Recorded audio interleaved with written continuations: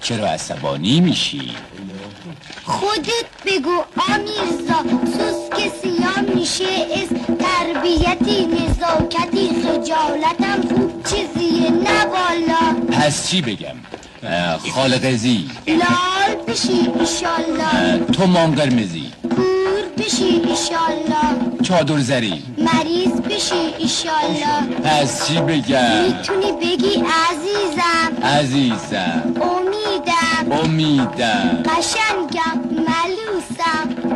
ملوسم، قشنگم، امیدم، عزیزم، قربانتم الهی. کی تو رو قشنگت کرده، مست و ملنگت کرده؟